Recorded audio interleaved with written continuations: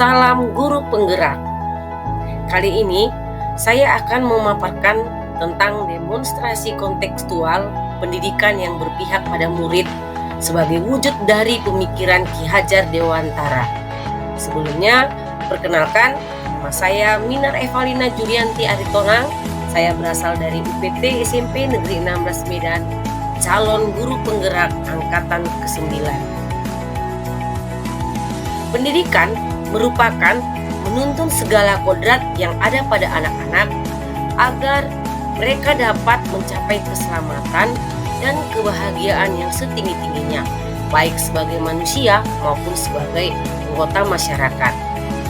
Semboyan Ki Hajar Dewantara yaitu Ingarso Sung Tulodo, Inmadio Mangunkarso, dan Tuturi Handayani, yang artinya sebagai guru di depan harus memberikan contoh, di tengah membangun semangat, dan di belakang sebagai mendorong anak-anak.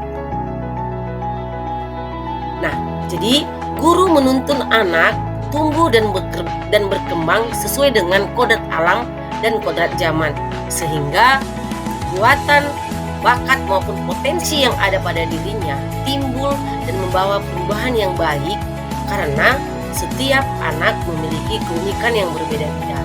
Jadi setiap anak itu memiliki bakat dan kemampuan yang berbeda-beda.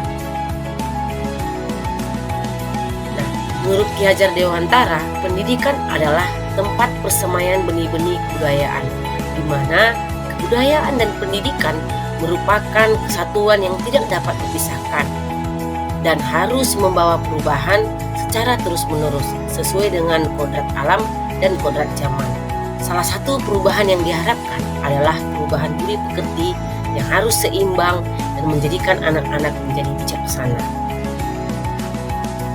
Nah, pendidikan yang berpihak pada murid yaitu guru memandang anak dengan rasa hormat, menerapkan pembelajaran yang berpihak kepada anak atau yang disebut sebagai student center, melayani anak dengan sepenuh hati, sehingga memunculkan kemerdekaan dalam pembelajaran dengan memanfaatkan teknologi dalam pembelajaran sesuai dengan perkembangan zaman, sehingga anak-anak akan tumbuh menjadi anak yang inovatif dan kreatif. Nah, di SMP Negeri 16 Medan yang terletak di Jalan Karya 2 nomor 3, pembelajaran yang berpihak kepada murid yaitu yang pertama dalam bidang ekstrakurikuler. Jadi anak diberikan kebebasan untuk memilih ekstrakurikuler sesuai dengan bakat dan kemampuannya.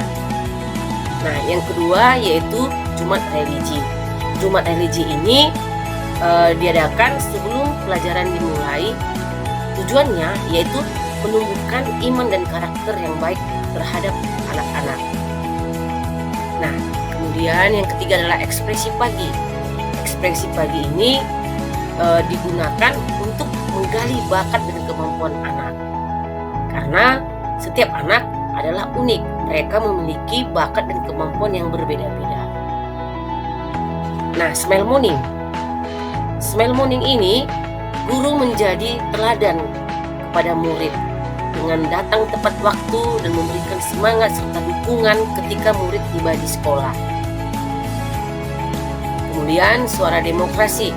Suara demokrasi di SMP Negeri 16 Medan diadakan sekali setahun dalam pemilihan ketua OSIS.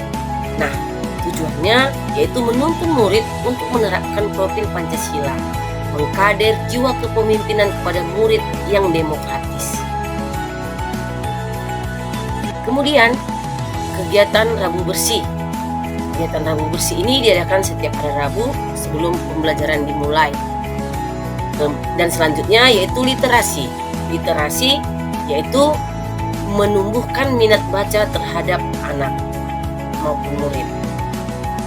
Selanjutnya yaitu pembelajaran yang menyenangkan.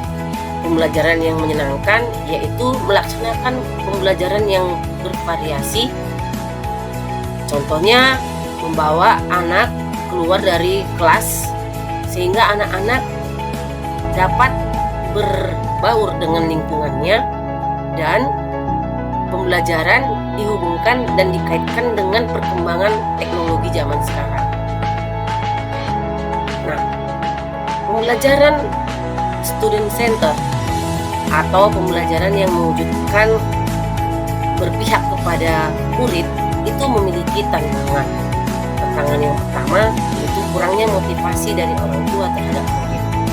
Kemudian kurangnya minat dan motivasi murid untuk mengetahui kegiatan-kegiatan yang diadakan di sekolah.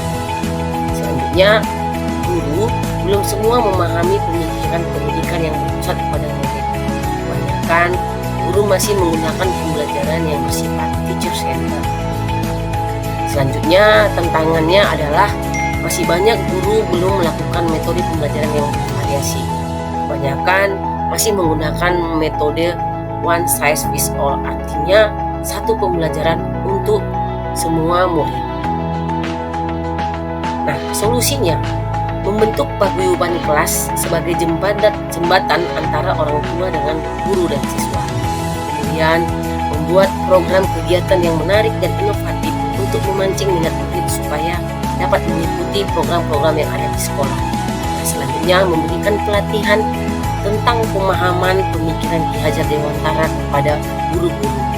Dan yang terakhir, memberikan pelatihan inovasi pembelajaran yang kreatif kepada guru-guru supaya dapat menerapkan dan melaksanakan metode pembelajaran yang bervariasi sehingga sesuai dengan perkembangan teknologi dan perkembangan anak.